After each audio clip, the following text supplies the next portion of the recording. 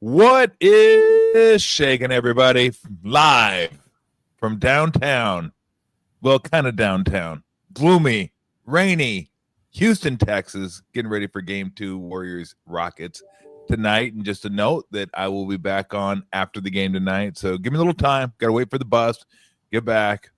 Change into some shorts, grab a beer, and then we'll be ready for a little post game. But it's time to talk a little football now, a little NFL draft with Stanford Cardinal and NFLer and a good friend of mine, and just did such a good job for Stanford, not only quarterbacking but doing the color for the Stanford Cardinal for many years as well. Todd Husak. Todd, what's going on? Draft week, NFL season starts now. Excited about tomorrow night. A lot of question marks. It should be really interesting to see how it all plays out, especially those top 6 or 7 picks, which will, I think, ultimately determine where the Niners go at 11. Yeah, it's an interesting draft, isn't it? That everybody says, and look, I watch a lot of college football, but I don't know like the depth and who's like second, third, fourth rounders.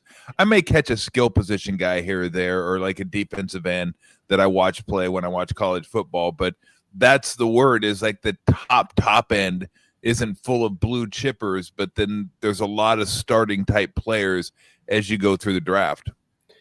Well, and it'll be, I think the most fascinating thing is how teams look at players, because you're exactly right. I think Travis Hunter is exceptional. He's one of the best football players I've ever seen. He reminds me of Champ Bailey, who I played with in DC for a couple seasons. He's just elite athleticism, instincts, body control, all the things you love to see. I think he would have been the first wide receiver taken last year.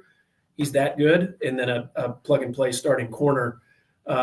Abdul Carter is, man, it is crazy to see how many guys are big, strong, and fast. Now, I don't mean like they run 4.5s. These guys are 260 pounds and run 4.4s. Like, these guys are monsters. And then Ashton Genty is a special player. But then you got a couple dozen guys where there's not a huge gap in athleticism, skill, production. So how teams grade each one out.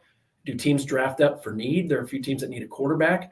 I think what will be interesting is as teams address their needs, you might see some of those top talented players fall in the draft. And then how do teams address that? Do they take a player that might not be a need, but they haven't graded so highly? I think there's more question marks going into this draft as any I can remember. When you look at it, I find it interesting because we talk so much about traits now, right? About speed and strength and what a guy can do versus production. Like there's a guy, Shamar Stewart, who played for Texas A&M, who didn't quite have the production, but you look at the traits, it's like, oh, man, he jumps off the screen at you. And I'm wondering how you weigh that. I mean, I'm sure teams weigh it differently, but I've always wondered, do you want a guy who has the traits so you feel like, hey, we can get the production out of him, or you'd like to see the production knowing that this is a guy that can get those sort of things done, whether it be sacks or pressures or tackles for loss, stuff like that? I think Shamar Stewart's a perfect example. He's 6'5", 260, had a 267, had a 40-inch vert, and ran a 4.5. How does that guy not dominate in college? And he didn't dominate. In fact, he wasn't even very good. He had 4.5 sacks in his career and 31 tackles this season. Like a guy that big, strong, and fast should be imposing his will on an offensive line, getting the quarterback, making tackles, and he didn't. So that's a red flag. I think you want to see – you can have decent production. He had low production. And I think that's where you question his instincts, his ability to finish. How much does he really care? Because if he had all of those traits, he would have been more productive. So I think there's a question mark there. But again, that size of that combination of size and speed is rare. So I think a defensive coordinator might see that as an opportunity to help him grow. I think from an offensive standpoint, you want to see production out of receivers, right? Guys that have the skills have to be able to catch the ball, have to look smooth. Again, Travis Hunter, incredibly productive. Tate McMillan, incredibly productive. Your guy from Arizona. So I think certain positions maybe translate more at the next level. But you got to see a certain level of production to know that he's a good instinctual football player and won't be lost at the next level. What's your take on Shedeur Sanders? Because everybody seems to have one. Holds on to the ball too long. Super accurate. Not as athletic as maybe you think. Maybe just because his dad was like one of the most athletic. You're like, well, he's got to be athletic, right? No, that Dion was super athletic. I read something today where a assistant coach said during the interview process, one of the most entitled athletes he's ever run across. Like, I've read the whole thing about this guy. Like, so he, I guess, top 10, he could go maybe slide to the end of the first, early second from what I've read. But as a player, we know he holds on to the ball too long. I don't know how much of that was the Buffalo's offensive line, which wasn't great. How much of that is just that's what he does, kind of like Caleb Williams. But what are your thoughts on him and him in college and then moving forward? You watch the tape, and he has what everybody agrees on is that he's really tough. Not sure that's my favorite quality in a quarterback. Now, it's something you like to see. CJ Beathard. Yeah, exactly. Yeah, I remember saying this exact thing about CJ Beathard all those years ago. You want a guy who's tough. You don't need to prove it 20 times a game by getting laid out. And CJ Beathard was a statue back there. He just held on to the ball too long, didn't it? You want guys who have a feel in the pocket a little bit and maybe avoid those big hits as opposed to taking it on the chin 8 to 10 times a game. He's a good passer. He's not great. I would say he's not one of the top 3 or 4 athletes in the quarterback class. You said it. He's not real fast. He didn't have a lot of rushing yards. He doesn't seem to feel the pressure as well. He doesn't step up as much. He would retreat a lot. What stands out most about his tape is how good Travis Hunter is. I mean, how many times he would just throw the ball up and Hunter would make a play, make 3 guys miss, and go for 60. I think Sanders, again, this is where it gets interesting. All you need is one team that loves him or a team that feels like they need a quarterback. Like the Browns, the Giants, the Saints, those 3 teams especially need a quarterback. Do they trade back up and pick him up in the first round? I don't think he's going 2 or 3. I would be shocked if he went 2 or 3 because he's just not that good. He'll bring some swagger in the locker room. I played with his dad again in DC. By the way, that Washington Redskins team, my rookie year, our secondary was Darryl Green, Champ Bailey, Deion Sanders, and Mark Carrier. You guys must have won like 15 games. we went 8-8. Our defensive line was Bruce Smith, Big Daddy Wilkinson. My goodness. Dana Stubblefield and Kennard Lang. And then we added LeVar Arrington. That was a wild. That's insane. That was a wild defense. Didn't translate. The joke was we had the 94 Pro Bowl team, but it was 2000. So didn't translate. But no, I guess it did not. All right, let's get to the Niners and let's see what you think they're going to do, because I know what they need. They need offensive line and defensive line, and I think based on their history, they'll probably go defensive line. But, and I've said this before, Todd, I know this is a little bit of a luxury pick, although Matt Mayoko pointed out to me, like, if you're getting a good football player, is it really luxury? And I said, man, maybe you have a good point. But I love Tyler Warren. God, I'm picturing him next to Kittle in Kyle's system and saying, stop us. And as a defense, I mean, I don't know how you would stop that offense. I don't think that's exactly what they need, but I can dream. And if they get Tyler Warren, I probably would be happy. But I think defensive line. But what do you think, and what players do you think might fit what they'd like? Well, I mentioned it earlier. I think you're going to see some movement or some picks, teams that address maybe need over the best available player. And so you're going to see some guys slide down. And people are saying Tyler Warren might go 6 or 7. If he's there at 11, what do the Niners do? Do they take what is potentially a top 6 or 7 player in the draft, even though it's not necessarily a need, but he does make you a lot better? I mean, he wears number 44 because of John Riggins. Like, this guy is old school tough. He's going to make your team better. He's a tough guy like George Kittle. I agree with you. I think he adds a dynamic to the offense that very few teams can match. If Kelvin Banks is available, the offensive tackle from Texas, I think he's a special player as well, but a massive guy, played at a high level. He's young. He's going to get better. And you got to prepare for Trent Williams not to be there in the near future. So is he a guy that comes in, stabilizes that offensive line? I think there's enough talent on the defensive side where you can still get a playmaker in the second round, or maybe they have 11 picks, so they move up and get an impact player right away. But I think Abdul Carter is special. He's elite. there's 6 or 7 guys that are not much separating them between the second best edge rusher and the 6th or 7th or 8th best edge rusher. So I think you look at the depth of that position. Maybe you jump up and take an offensive tackle or Tyler Warren if he's available. Maybe Mason Graham slips out of the top 10. And if defensive lineman from Michigan, do you take a guy who comes in and immediately makes that front 7 way better? He's tough, wrestling background. He can create havoc, and all of a sudden that front 4 is better. The linebackers are better because you got a guy who's making plays up front.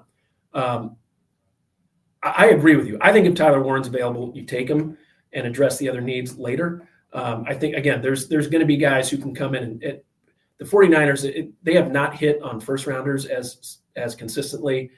They've picked up a lot of starters in that second, third, fourth round.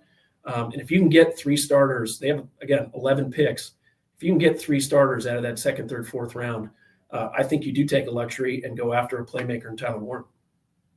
Yeah, no, I think – because I'm thinking defensive line, specifically defensive tackle, and it sounds like there's a bunch of those guys in this draft. And the ones that, people are saying are first rounders, they're a little bit lower. Like, maybe Walter Nolan from Mississippi, they usually have him in the 15. Stewart, we talked about, they usually have him in the teens somewhere. Harmon from Oregon is gone, and again, these mock drafts sometimes are close, sometimes they're spot on, sometimes they're not even close. But there's a bunch of D tackles and DN types that are like in the mid to the back end of the first round.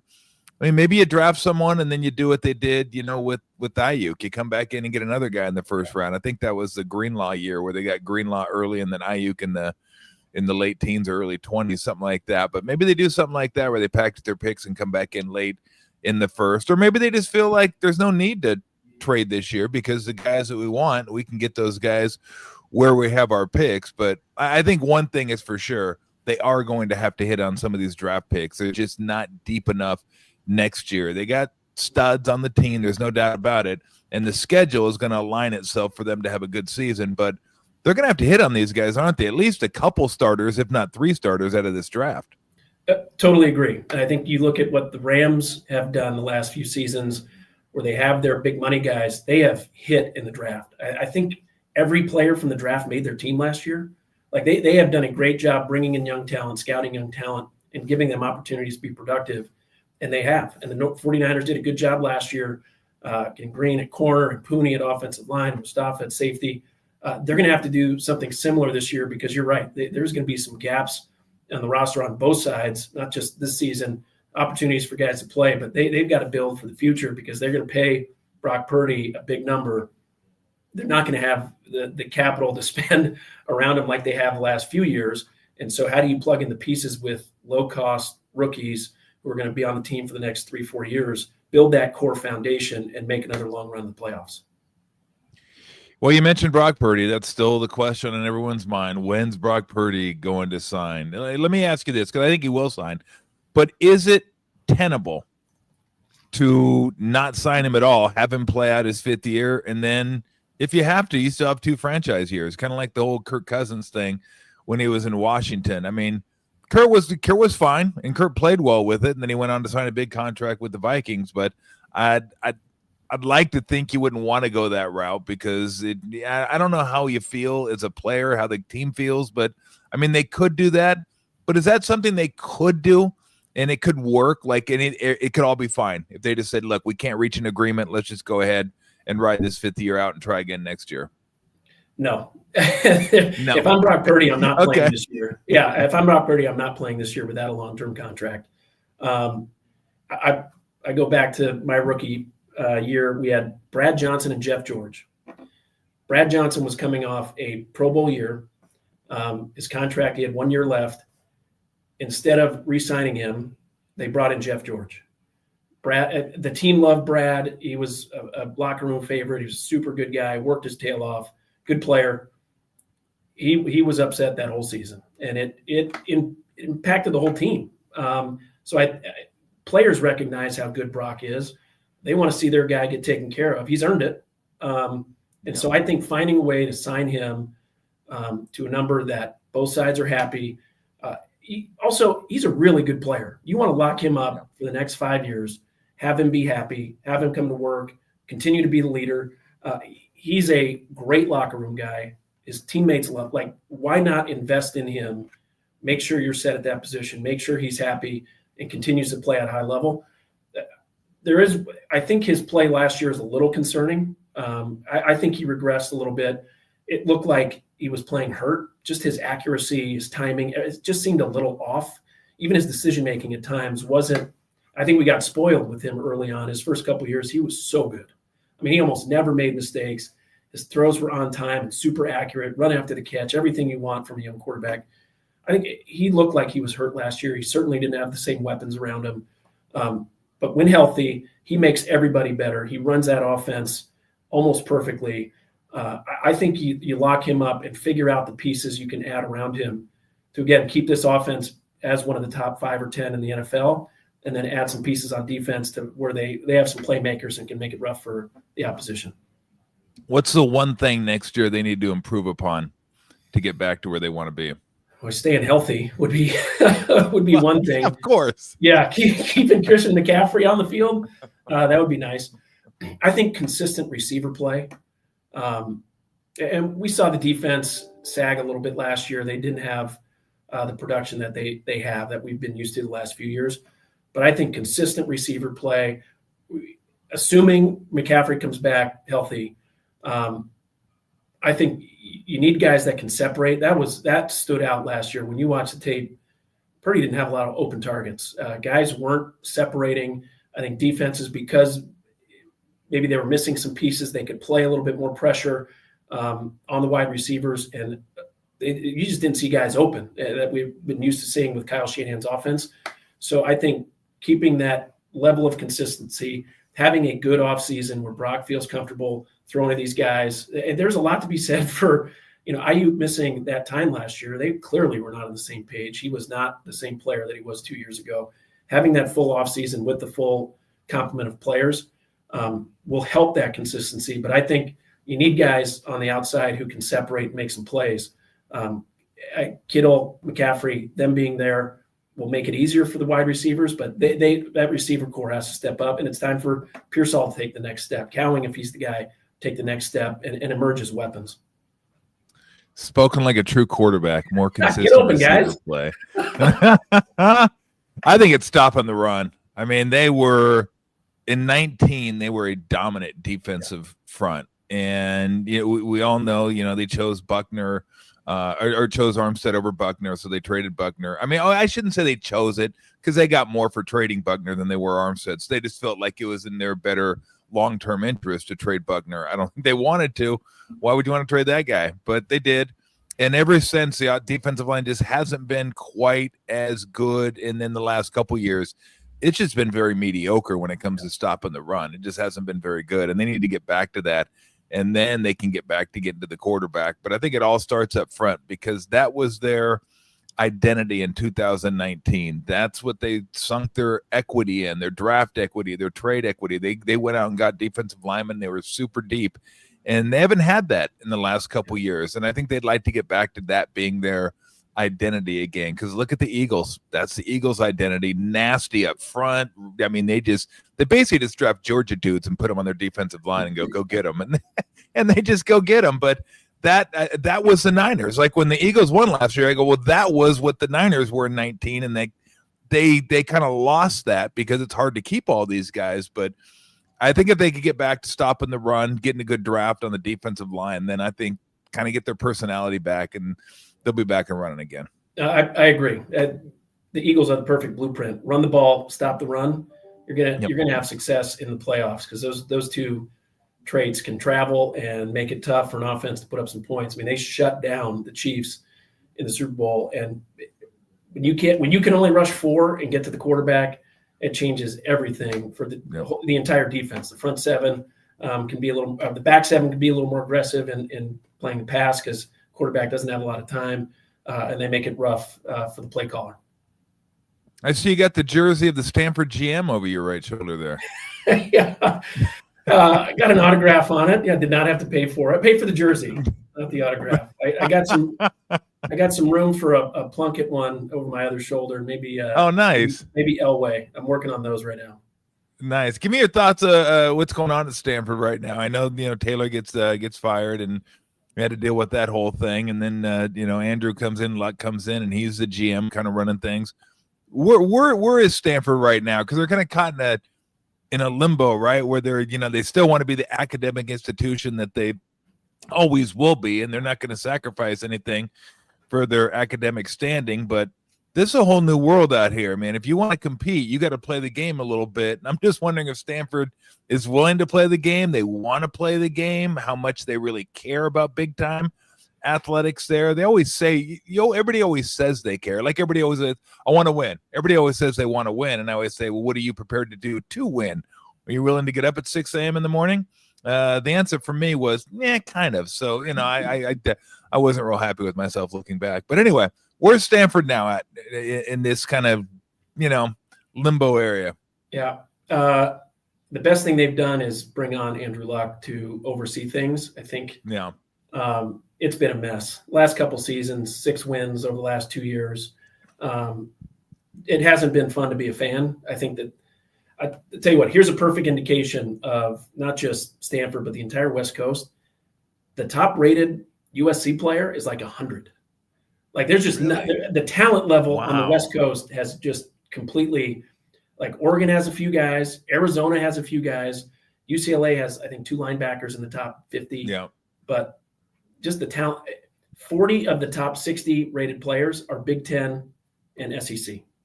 Like the talent level has all gone to that part of the country. So I think there's a number of factors working against Stanford. I think Andrew Luck, I trust him to get this ship righted. I think it's interesting that they bring in Frank Reich to right the ship, but they announced that's weird. It's only a 1 year. It's only a 1 year thing. So how do you keep the kids on campus? How do you recruit new kids? I mean, Stanford had a quarterback, 4-star kid, enroll in school 2 months ago, goes through the first 2 weeks of camp and just entered the portal.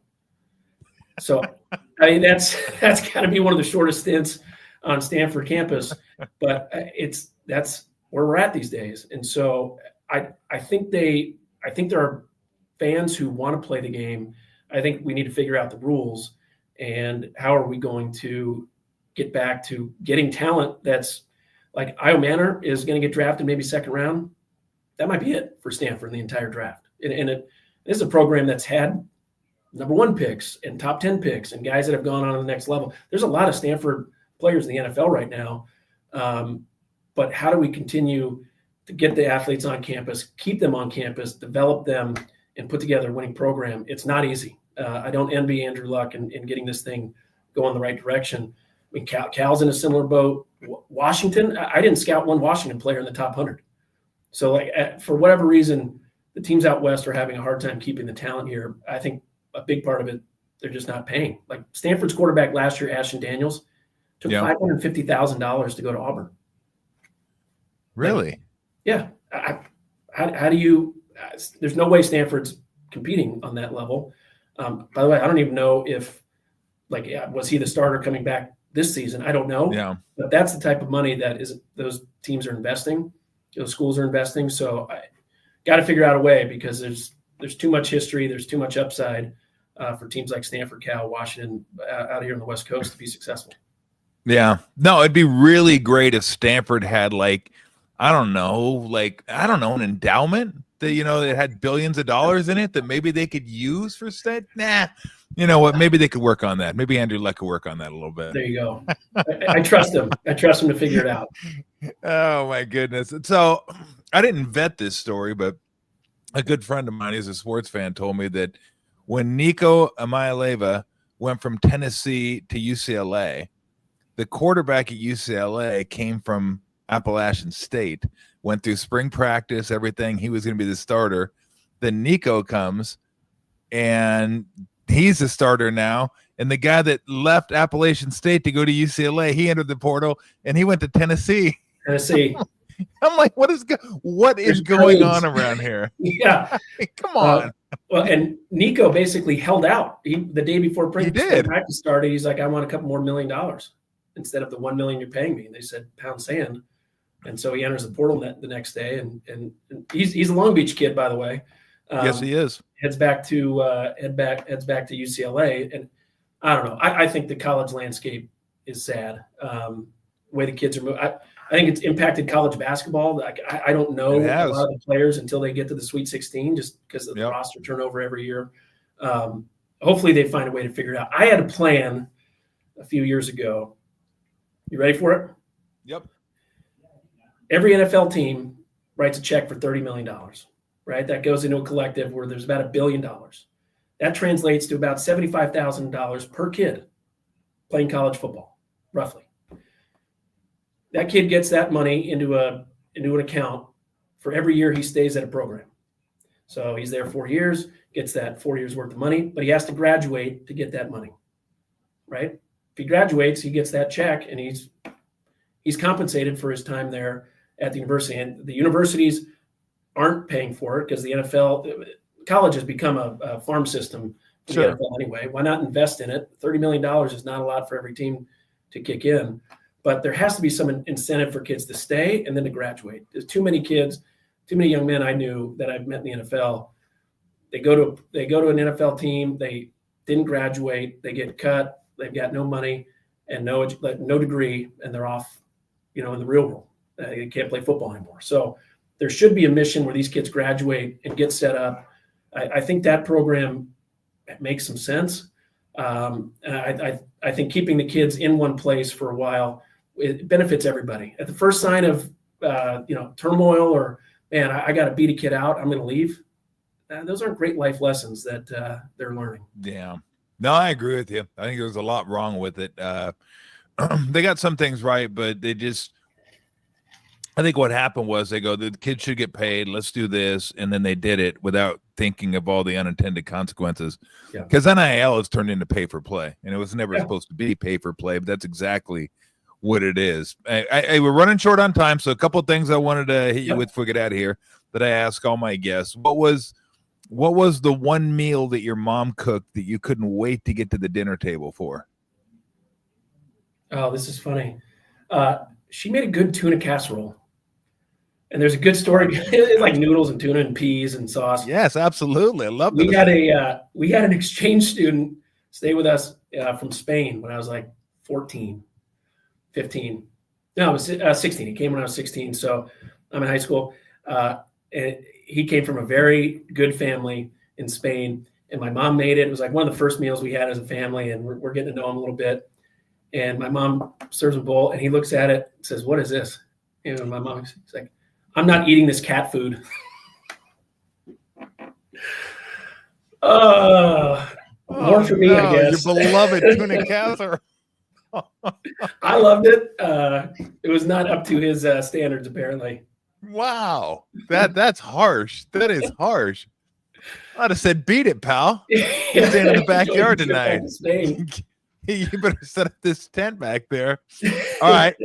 On that same vein, what was the one thing your mom cooked that you didn't want to get to the dinner table for? All right. Here's an interesting fact about me. I do not like cheese. I'm not lactose intolerant. What? I don't like cheese. Don't care for it. So she would get the Costco lasagna, and she's like, "That's what I'm making. If you don't like it, go get a yogurt or something." So my brothers would eat a full tray of lasagna, and I'd scrounge around the fridge looking for some scraps. Holy cow. Wow. Yeah. I don't know that I know many people that don't like cheese that aren't lactose intolerant. No, just don't care for it. That's interesting. Yeah. Give me a pizza with no cheese, just the toppings. You got an interesting recruiting story. Yeah. I went to BYU on a recruiting trip, which was a lot of fun.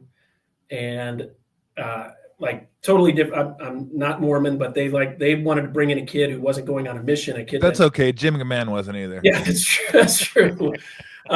They told me a lot of stories about him when I was there too. Steve Sarkisian was my host actually on my trip.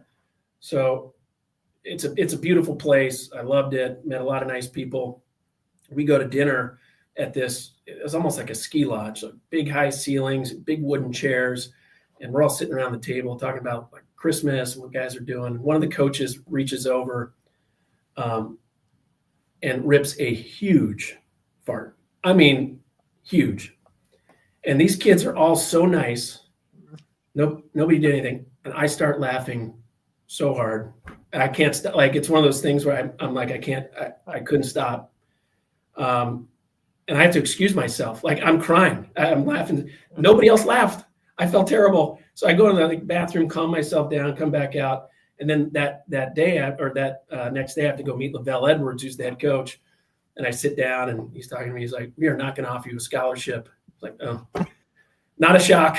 my performance at the dinner table probably didn't deserve one. Oh my gosh. What year was that? 95, graduate high school in 96.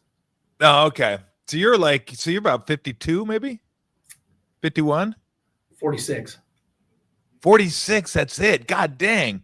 I knew you were younger than me. I didn't know you were that much younger than me. Sorry to age you. The gray hair doesn't do favors. Yeah, people ask me before or after Elway. I'm like, man, I missed that guy by 15 years.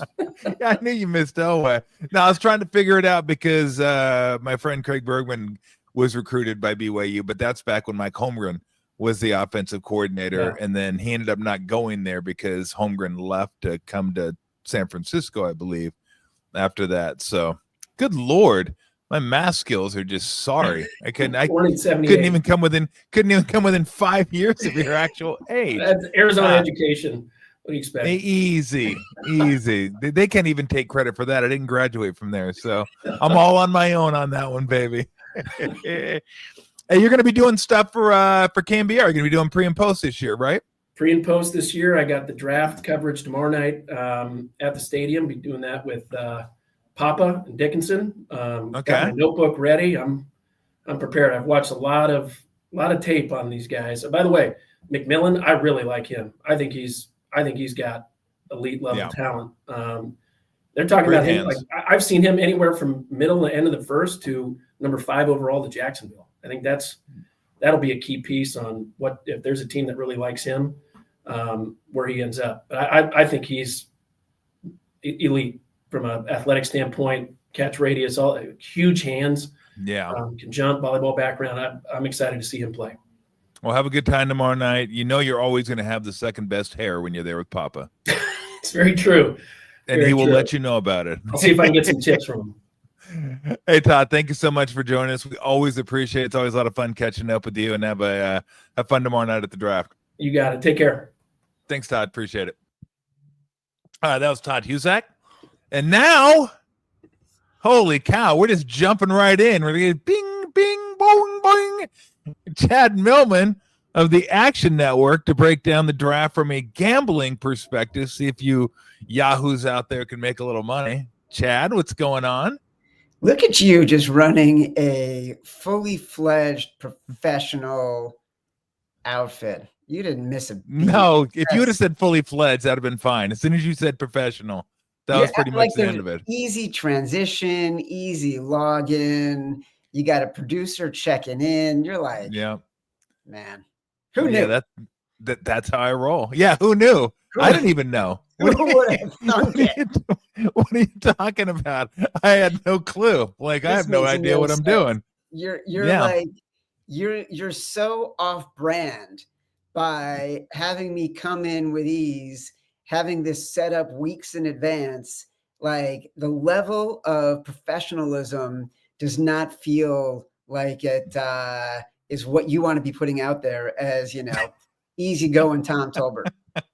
A little less professionalism. That's what I'm striving for. If this could be a little kookier and more challenging, then that would be fantastic. How you been?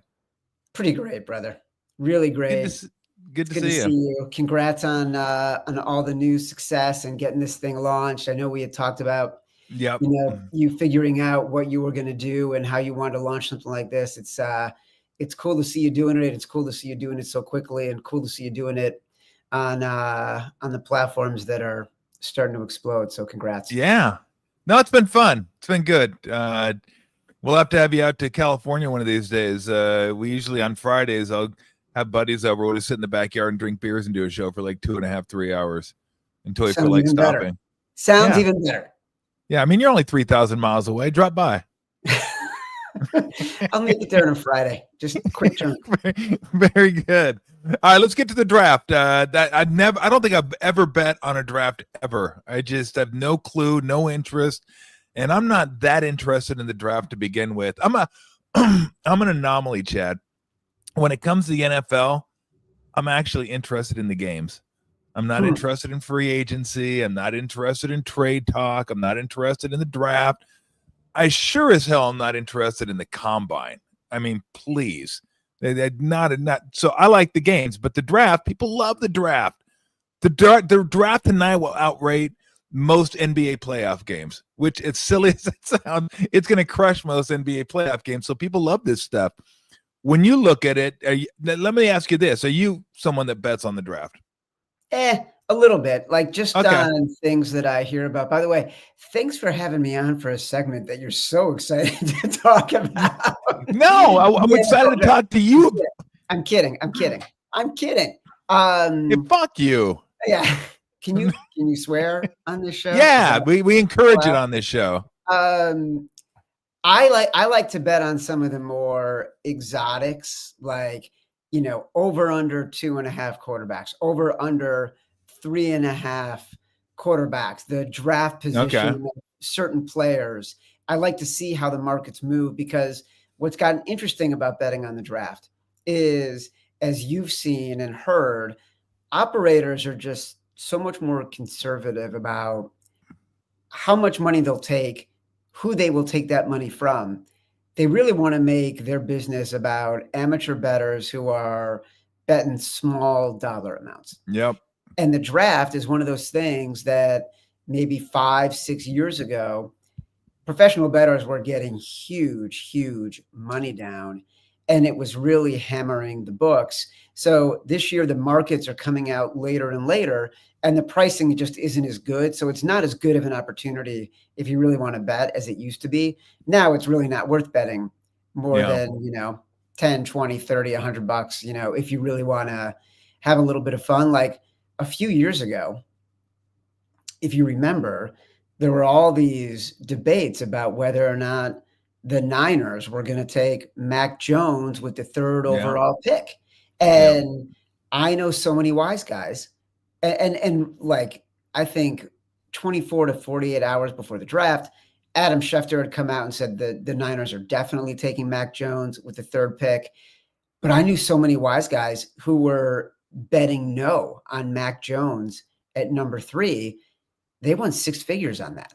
And so really, yeah. So since then, books have been protecting against those big ticket wins for a professional bettor. So it's changed the scope of betting on the draft.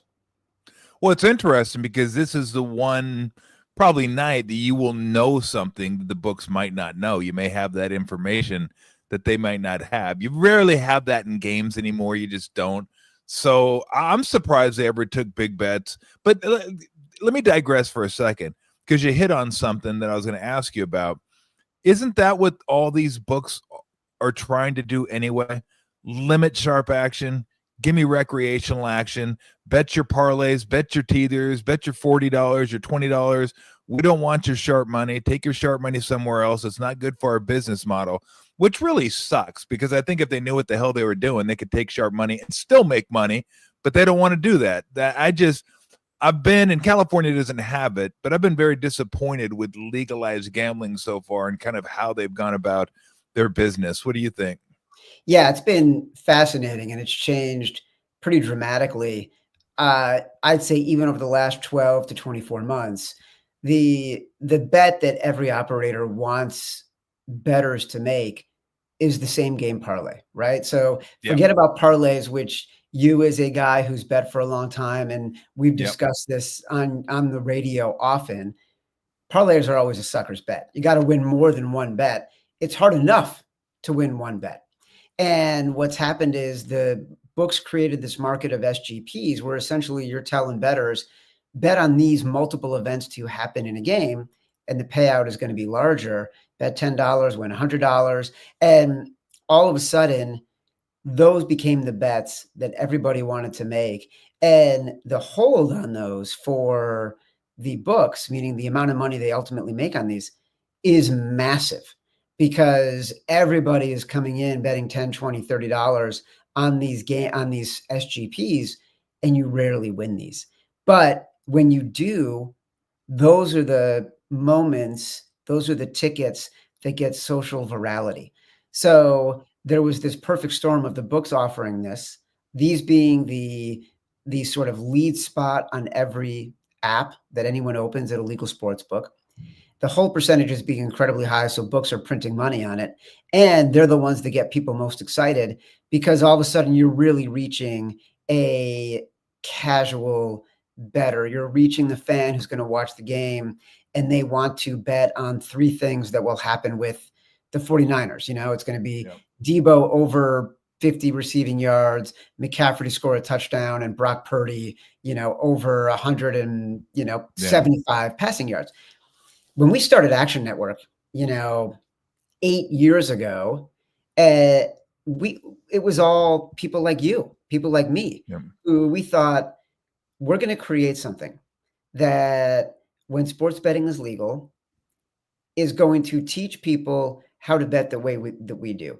They're going to find analysis that gives them the 1 or 2 or 3 or 4% edge when they're betting on a side, when they're betting on a total. Because those were the markets, right? And so we thought it would be sort of best edge, best price, no matter the team, give me the best bet. Turns out what people really want is their favorite team, no edge, worst price, make me as rich as I can be as fast as possible. And the books play into that. And having professional bettors is not part of that equation. Well, it's funny because, you know, all you need to know is this. Anytime there's a gambling advertisement on TV or whatever, it always includes a same game parlay. And I always tell people, you think they're pushing that for a reason? Yeah, I think they're pushing that for a reason. It's like when I walk into a casino and they have a new game. I'm like, do you think they made that new game for us, or do you think they made it for them? I go, never think the book is trying to give you an advantage. They're not trying to they try to say they're giving you an advantage, but they don't want to give you an advantage. So it is interesting, though. It ends up being one of the few industries in which the customer relationship and the business owner relationship is pretty adversarial.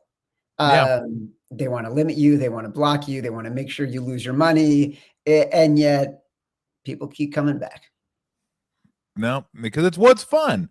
I mean, you know, it's fun. I know it's fun. It's a lot more fun when you win than when you lose. But I just wish they would be open about it. I wish they would say, look, we don't want this money, or we only want, but they'll never say that, obviously, for obvious reasons. But it just bothers me that's like, it's a business where if you get too good or too sharp, they say, well, you can't bet, or you can only bet a small amount. And that just doesn't make that didn't make any sense to me. Like, oh, you're really good now.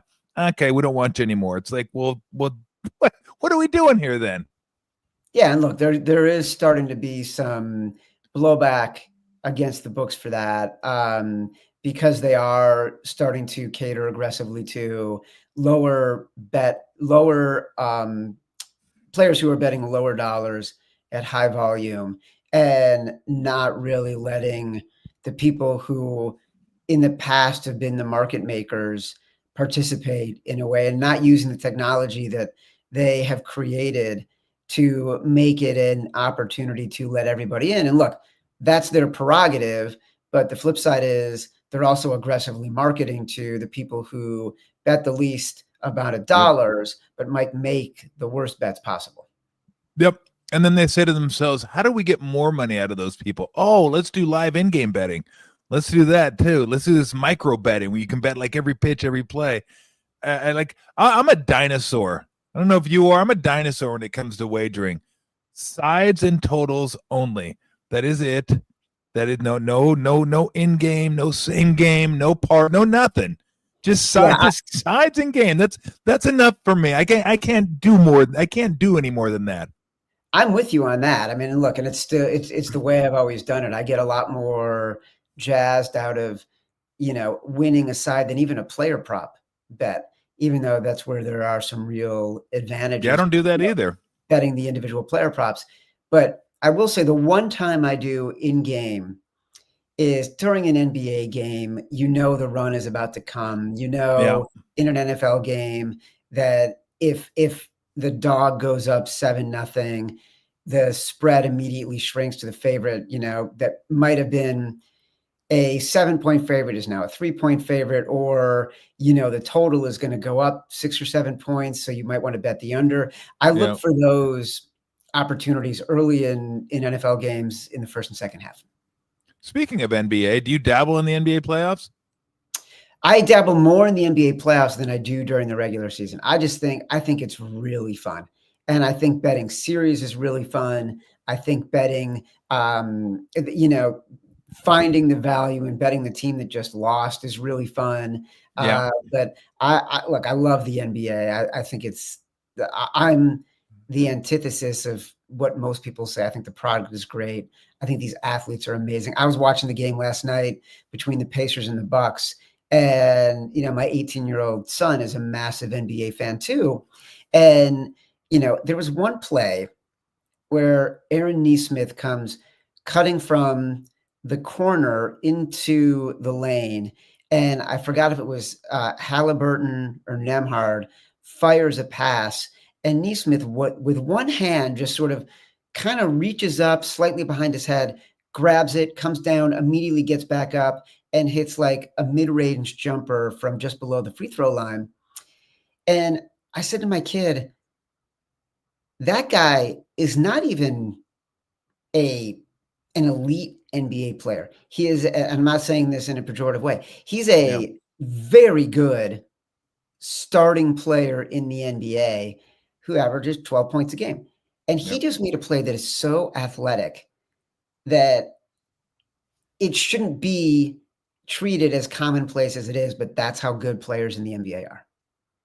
No, and Indiana's good. Indiana's got a really good team. I think the next round, I think they're going to go on and beat the Bucks, and then they'll play the Cavaliers. That'll be a really good, because the Eastern Conference playoff starts in the second round. If I miss an Eastern Conference game in the first round, I don't sweat it.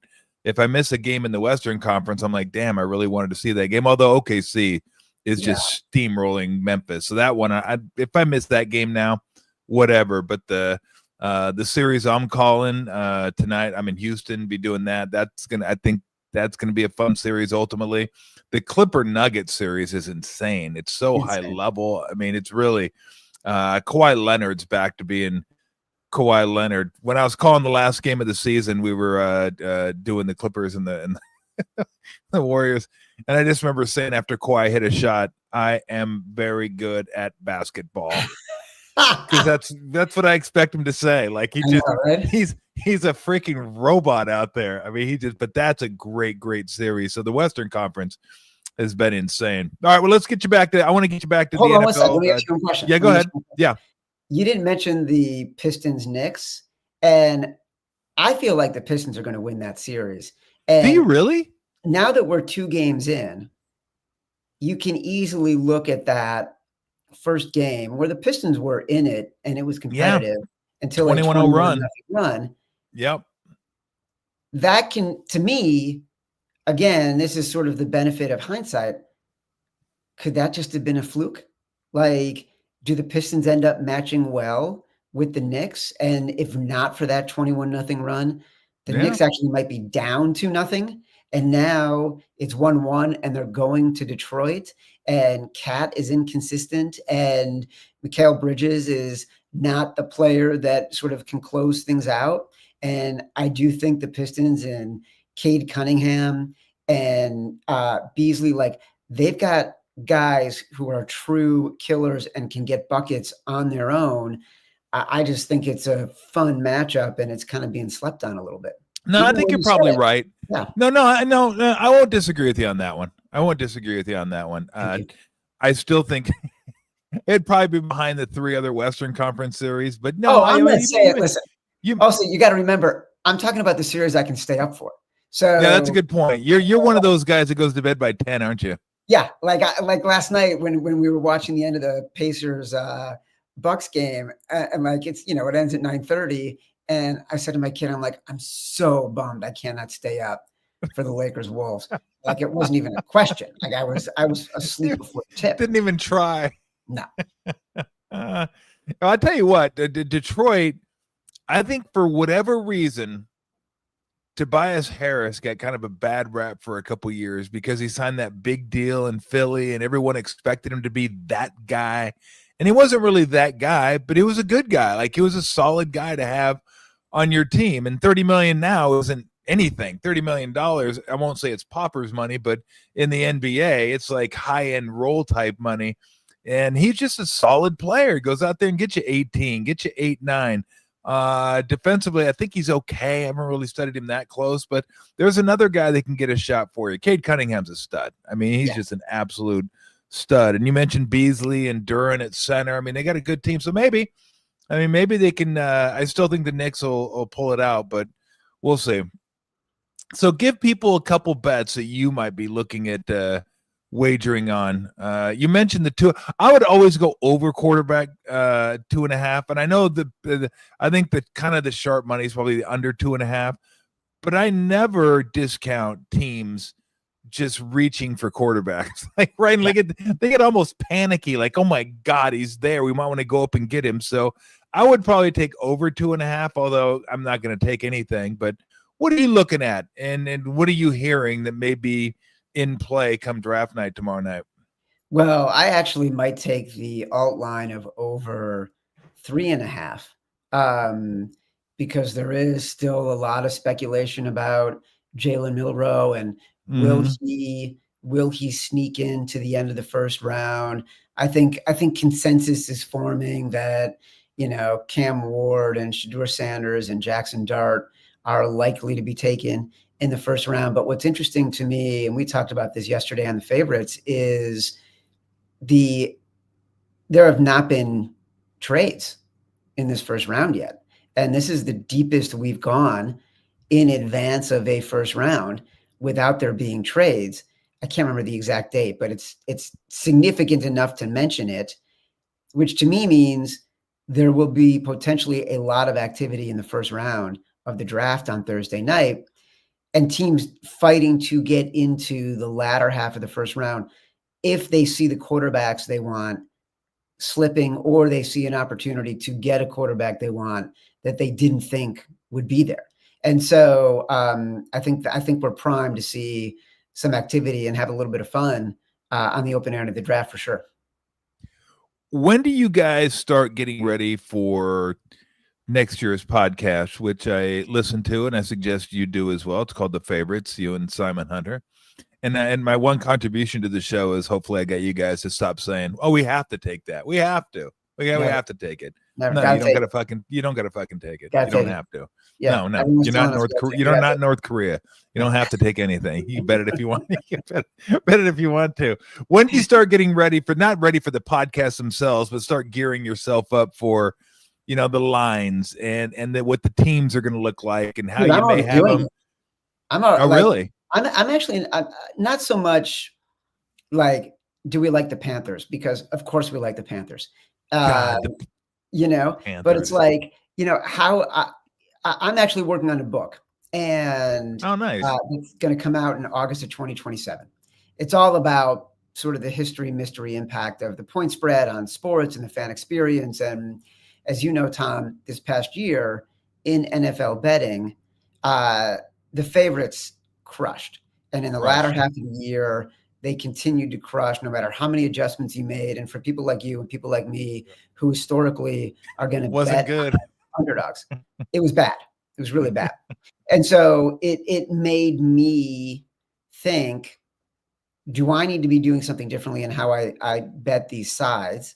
And think about these teams based on how teams are going for it on fourth down, or their propensity to not want to kick longer field goals, or their propensity to go for it for 2 points instead of 1 point, or go for it on fourth down within the 5, whatever the case may be. Has it led to more scoring? Has it led to coaches changing their tendencies and better teams winning at higher rates by bigger numbers? All those kinds of things. So I spent the past, basically since the end of the season thinking about this and researching it. And And I've kind of come to the conclusion that's a little bit of a fool's errand. And it's hard. There have been 2 seasons like this in the past 20 years. So this might just be an anomaly.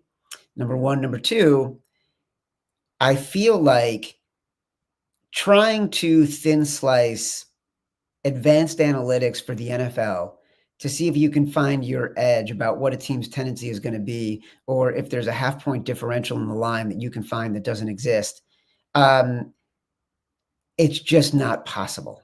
And I'm thinking a lot more about markets and pricing and how can I find the edge in mispriced markets based on all the pricing that is out there. To me, that's what I've been thinking a lot about during this NFL offseason.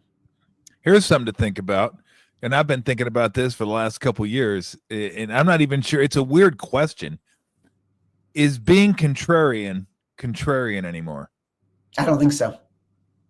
Because it used to be, remember, it used to be automatic. Like contrarian used to be like automatic. Like, okay, this is where the line's moving. This is where it was like, you just knew what you're going to play based on that. But I don't think it is anymore. I think it's like contrarian's mainstream now, which almost makes mainstream contrarian. It's too confusing to figure out. But like the automatic plays aren't there. You're 100% right. And that's what happened last year is contrarian bettors who have spent their lives betting on underdogs, fading the favorites in prime time, all those kinds of things that were sort of truisms in sports betting. They weren't working last year. And what was working was the contrarian to the contrarian betting the favorites. And so that's been in a lot of people's minds. And I've been trying to unpack how that impacts me in the coming year. But I do think that the rise of legal sports betting and more people coming into the market has also made people smarter. And they've started to see, oh, I probably should bet the underdog. So the value that had always been existing on underdogs because bookmakers were shading in that direction is less and less because more and more people are flooding the pool with money to bet on the underdogs. Can't we also assume, Chad, that because there's so many more books out there and we have algorithms, we have AI that's working all this stuff, that the edges that maybe someone could have having those, like the computer group back in the 80s, they had that. They had a more advanced algorithm than the casinos themselves. But now everyone has this, and it seems like the edges are just harder to find, and they're shrinking and shrinking and shrinking to where you're not getting, if you get like a 1% edge, you may be lucky nowadays. So I just think AI and algorithms and the rise of all these sports books have kind of, leveled the playing field for everybody.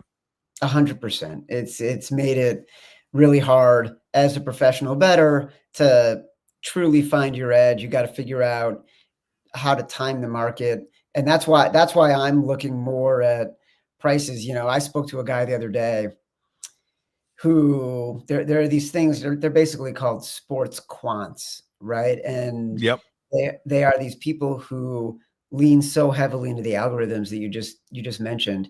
They don't even watch the games, really. They take the same principles that they use if they're trading fixed income or trading options and applying them to sports betting by trying to find differences in the prices within the market and seeing where the best advantage is. And it's been fascinating to talk to some of these people and hear how they look at finding value when making bets on sports.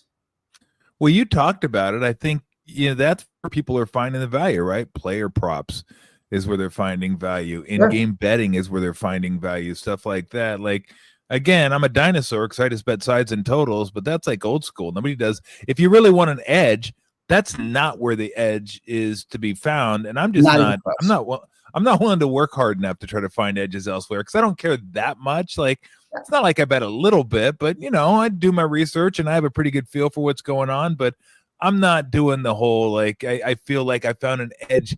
That line on so-and-so over reception should be 4.5, not 5.5. Like, that's too much for me. That's a young man's game, Chad. That's your game. I agree. It's too much for me too. And I'm interested in it because I like to watch the games and feel like I am going to enjoy something for the entirety of the game. Yep. The player props, there's too much that's out of your control. It's a player getting pulled, the game plan changing, it not going to according to plan. It's a player getting injured, and then all of a sudden, sort of the edges that you thought you had just don't exist. I think it's hard to win if you're betting exclusively player props. Yeah. All right, a couple questions for you before I let you run, and I always appreciate you joining. What's the one dish your mom cooked that you couldn't wait to get to the dinner table to eat? She didn't make it for dinner, but my mom wasn't a great cook. But she studied in Amsterdam when she was in college, and she learned how to make an apple pie. And so she makes the most ridiculous, like, Dutch apple pie that I have made myself and that now my kids make. And so if there's anything, when I think about what my mom makes, it is that. It's definitely not the cabbage soup that she used to make. You took my other question. I was going to say, give me one thing your mom made that you didn't want to get to the dinner table for. I'm guessing the cabbage soup was it. The cabbage soup was a hard pass. And but you're a kid. You don't have a choice. There is no hard passes as a kid. I just hope that was the night where maybe she made an apple pie, so I didn't go to bed hungry. So my mom every once in a while used to make lima beans, and I hated lima beans. They only stopped making me eat them when I almost choked on them at the dinner table. My grandma was there, and she's like, "What are you guys doing making him eat? We making this boy eat these lima beans?" But my dad would make me sit at the dinner table until I got done eating. So I'm just sitting there, you know, and I found two great ways to get rid of the lima beans. One, and this is old school. Nobody does this anymore. Drink milk with dinner. Nobody drinks milk with dinner anymore. We had milk with dinner, and I'd leave a little milk in the glass, and I'd eat the lima beans, and I'd spit it into the milk. With the milk, you couldn't see it, and then I'd just go dump it down the sink. Or underneath our dining room table, we had a little ledge. I would line up all the lima beans underneath the ledge there until I was done with them. And then I just had to make sure I went back and remember to clean them up later. I was going to say, that could start to smell bad. So yes, lima beans was it for me. All right. What's the most trouble you got into as a kid? What did you do? And what punishment did you receive for doing it? You know what's funny is I didn't get into a ton of trouble when I was a kid. I was a mischievous kid, but my parents kind of let a lot of stuff slide. So my buddies and I, one year, decided we were going to have bottle rocket wars at the playground at our grammar school. Very nice. So we all went, you know, we were probably 13, 14 years old. And one of our buddies' older brothers had gone to Wisconsin. I lived in, you know, the suburbs of Chicago, the North Shore of Chicago. It's about probably 45 minutes from the border of Wisconsin.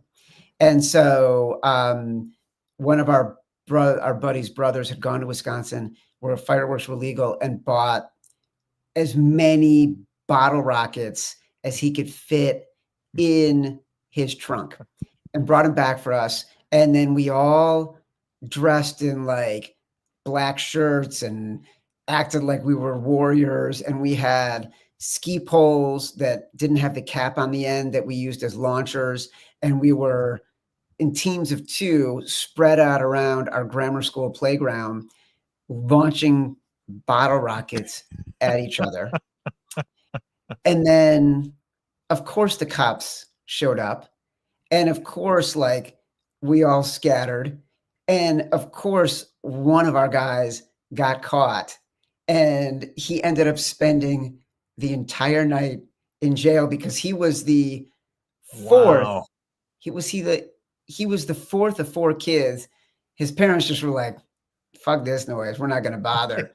But to his credit, he did not rat anybody out. He He stayed didn't in jail. narc? Wow. He didn't narc at all. What's funny is I'm still very close friends with all these people, and we all now with our wives, without kids, go away for 3 or 4 days every year together in February. So we were all together this past February, and there ends up being like 25 people on this trip because it was about 10 or 12 guys, and now all of our wives join us. And at this trip, we talked about how he didn't narc.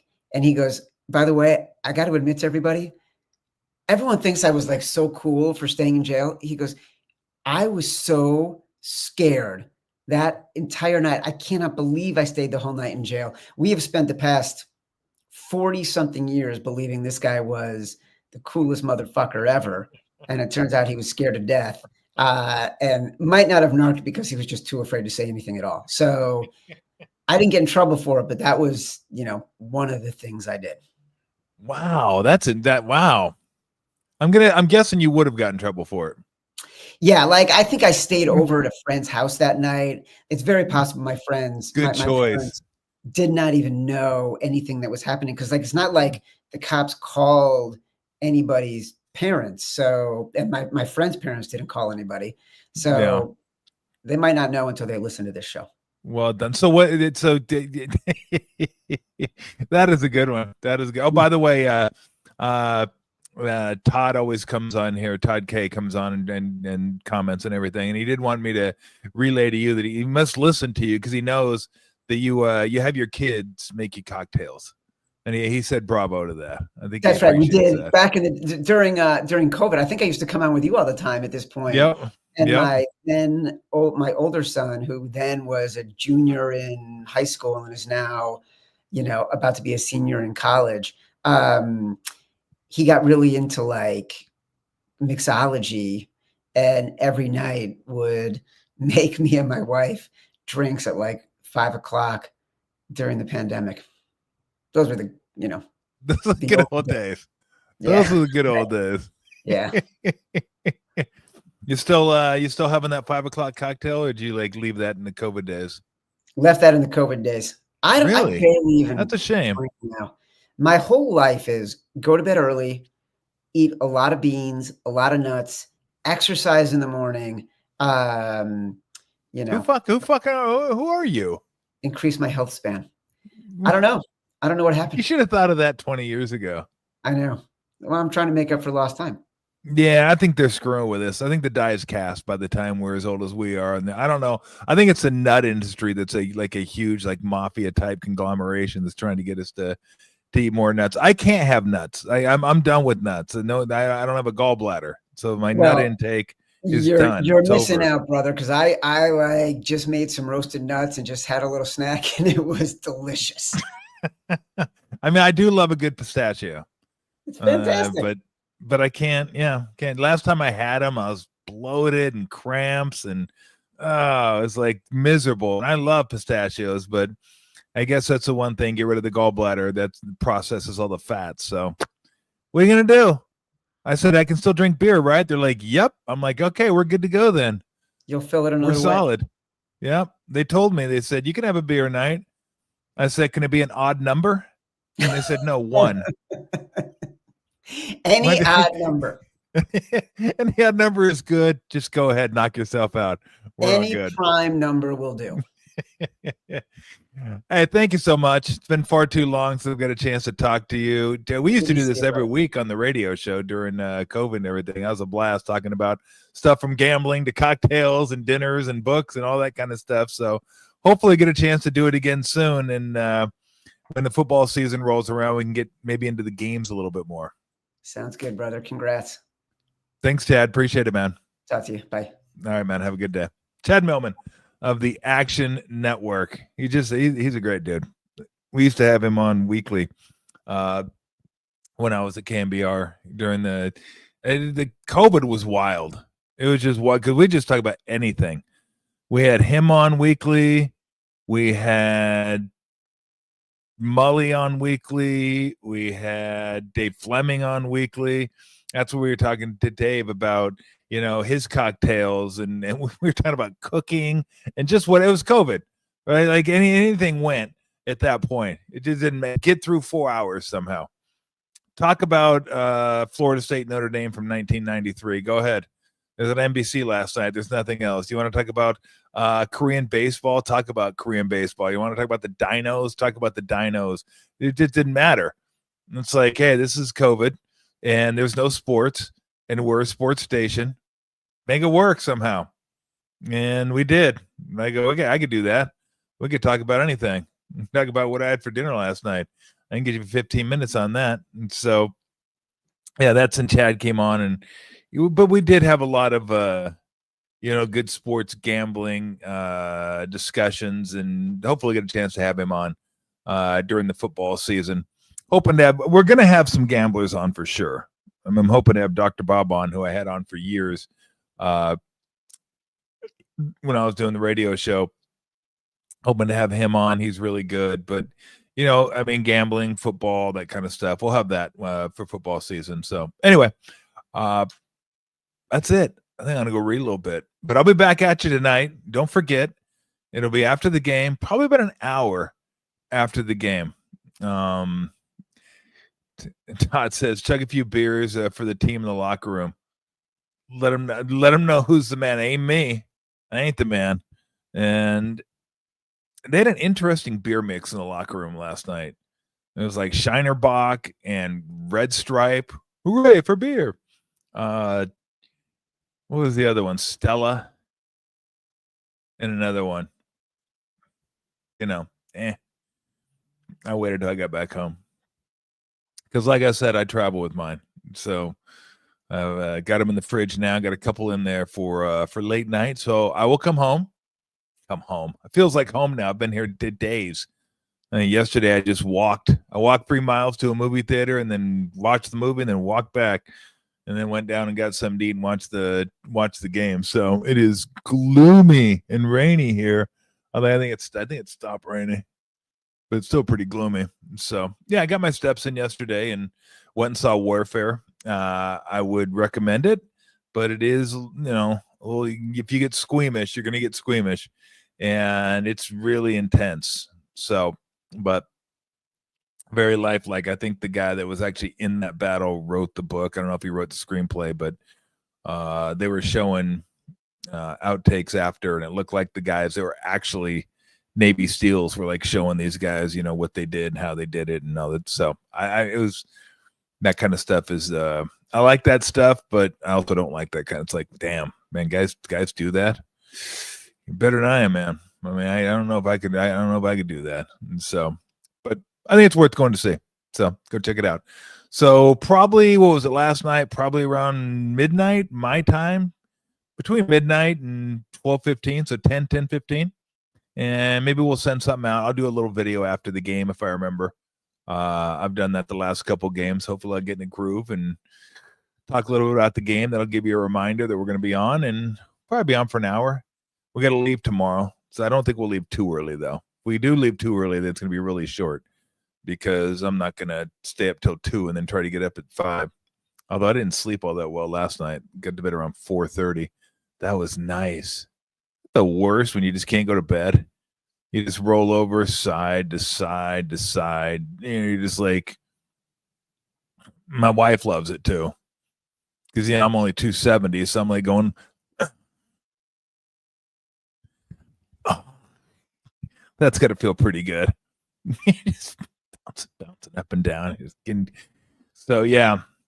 And then it's about 2 hours, you're laying in bed and you're screwed. You're just like, okay, now do I watch TV?